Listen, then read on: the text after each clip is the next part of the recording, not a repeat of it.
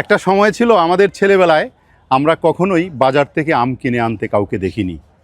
প্রত্যেকটা বাড়িতেই যে কয়টা আম গাছ থাকতো, দেশি আম গাছ, সেই আম গাছ থেকে যে আম হইতো, আমের চাহিদাটা পূরণ হয়ে যেত। তখন দেশে লোক সংখ্যা ছিল 7 কোটি 10 কোটির মতো, কিন্তু বর্তমানে লোক সংখ্যা কত হয়েছে নিশ্চয়ই আপনারা জানেন।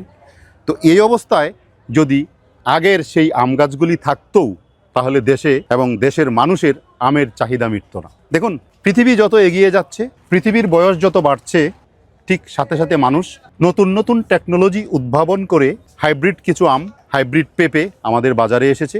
যদি হাইব্রিড আম, হাইব্রিড পেঁপে এইগুলি বাজারে না আসতো, বিভিন্ন জাতের আম না আসতো, তাহলে আমাদের খাদ্য চাহিদা আমরা কীভাবে মেটাতাম? এই যে দেখেন একটা আম, এটা হচ্ছে ব্যানানা ম্যাঙ্গো, এটা থাইল্যান্ডের চিয়াংমাই থেকে আগত। এই যে আমটি, এই আমটি দেশি 3-4টা আমের সমান হয়ে যাবে। এটার পেরিকার্পটা খেতেও যেমন সুস্বাদু, খাদ্যমানের দিক থেকে অত্যন্ত গুণগত মানসম্পন্ন একটি আম।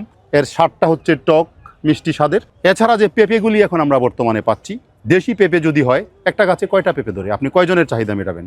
কিন্তু আমাদের যে হাইব্রিড পেঁপে, এই পেঁপেগুলির স্বাদে গন্ধে অতুলনীয়, এবং ওই পেঁপে দিয়ে, একটা পেঁপে দিয়ে 2টা পরিবারের চাহিদা মিটে যায়। সো দ্যাট হাইব্রিডের দিকে আমাদের এগিয়ে যেতেই হবে, যেহেতু আমাদের জনসংখ্যা বৃদ্ধি পেয়েছে।